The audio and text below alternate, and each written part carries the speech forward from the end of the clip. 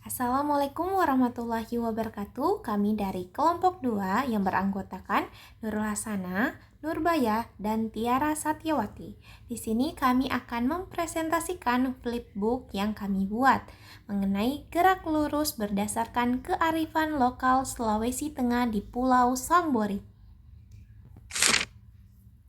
Adapun identitas, ada judul Fisika untuk SMA atau MA di kelas 11 semester 1. Di sini ada daftar isi. Daftar isinya bisa otomatis. Contohnya, kita mau ke peta konsep. Nah, di peta konsep ini terdiri dari apa yang akan kita pelajari, yaitu posisi, jarak, perpindahan, kelajuan, kecepatan, dan percepatan. Kita kembali lagi ke daftar daftar isinya. Kita lihat pendahuluan. Kita bisa klik di sini pendahuluan. Hai para petualang ilmu, selamat datang di bahan ajar seru ini, di mana kita akan berlayar menyusuri keindahan Pulau Sambori sambil belajar tentang gerak lurus. Coba kalian bayangkan perahu nelayan yang melaju di air tenang. Itu adalah contoh nyata gerak lurus di kehidupan sehari-hari. Di sini, kita nggak cuma belajar hitung-hitungan, tapi juga mengeksplor bagaimana jarak, kecepatan, dan percepatan menjadi bagian penting dalam perjalanan di pulau-pulau eksotis. Siap belajar sambil menjelajahi Sambori? Ayo kita mulai petualangan ini. Nah, itu tadi adalah video pendahuluan dari kami. Selanjutnya, Assalamualaikum dan selamat pagi anak-anak. Anak-anak, mari kita bayangkan perjalanan kita dari Pelabuhan Lebengki menuju Pulau Sambori. Perjalanan ini biasanya ditempuh dengan perahu motor yang bergerak melintasi lautan biru dengan kecepatan konstan saat cuaca cerah. Pada awalnya, kita melihat perahu meninggalkan pelabuhan dengan kecepatan yang terus bertambah hingga mencapai kecepatan tertentu. Perubahan kecepatan ini mencerminkan percepatan, yaitu perubahan kecepatan persatuan waktu. Di awal perjalanan, perahu kita menempuh jarak lurus dari titik keberangkatan di Lebengki menuju Sambori. Dalam gerak lurus, jarak adalah panjang lintasan yang dilewati, sedangkan perpindahan adalah garis lurus dari titik awal Lebengki ke titik akhir Sambori. Jadi, jika perahu kita bergerak lurus tanpa kembali ke belakang, jarak dan perpindahan bisa saja bernilai sama. Namun, di tengah perjalanan, tiba-tiba langit menjadi gelap dan angin kencang mulai mengombang-ambingkan perahu. Ombak besar datang, menyebabkan perahu harus melambat dan bahkan sesekali berhenti untuk menjaga keseimbangan. Dalam kondisi ini, kecepatan perahu menjadi tidak konstan dan percepatan perahu berubah-ubah sesuai dengan arah dan kekuatan ombak yang diterima. Anak-anak, apakah kalian tahu gerakan perahu yang berubah-ubah ini menunjukkan bahwa percepatan bisa bernilai positif jika kecepatan bertambah atau negatif jika kecepatan berkurang. Setelah cuaca mulai membaik, perahu kita kembali bergerak dengan kecepatan konstan menuju Sambori.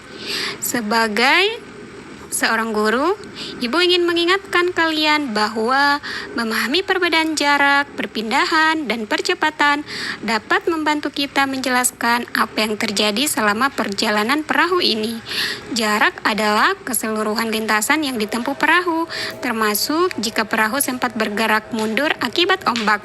Perpindahan sebaliknya hanya memperhitungkan posisi awal dan akhir perjalanan dalam garis lurus, tidak peduli bagaimana rute yang diambil. Dan terakhir, percepatan adalah perubahan kecepatan perahu selama perjalanan yang menjadi sangat dinamis saat melintasi ombak besar. Baik anak-anak, itulah tadi ilustrasi perjalanan dari Pelabuhan Lebengki menuju Pulau Sambori. Semoga melalui video pembelajaran ini menjadikan kita semua lebih memahami konsep gerak lurus. Terima kasih. Wassalamualaikum warahmatullahi wabarakatuh.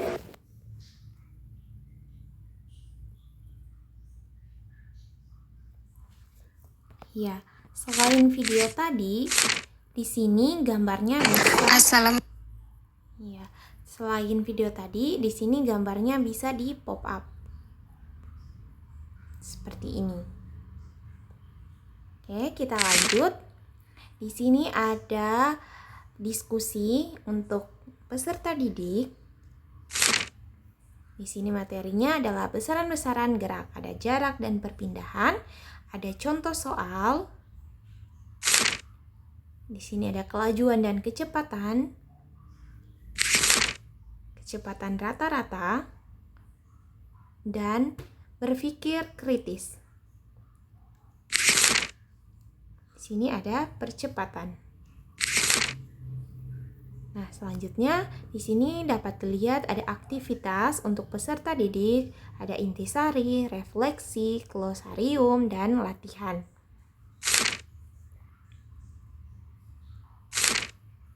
Kita lanjut. Di sini ada LKPD, lembar kerja bagi peserta didik. Nah, untuk LKPD-nya kami menggunakan worksheet. Bisa dilihat di sini ada barcode. Kita tekan.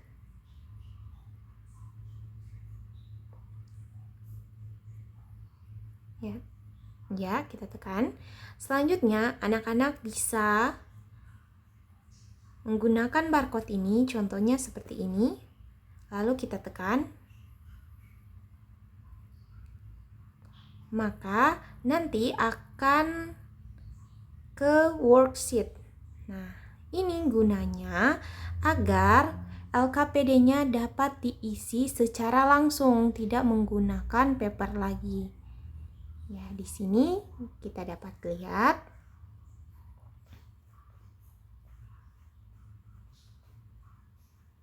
Contohnya, kita ingin mengisi, hitunglah rata-rata waktu setiap jarak sesuai hasil pengamatan. Nomor 1 kita isi.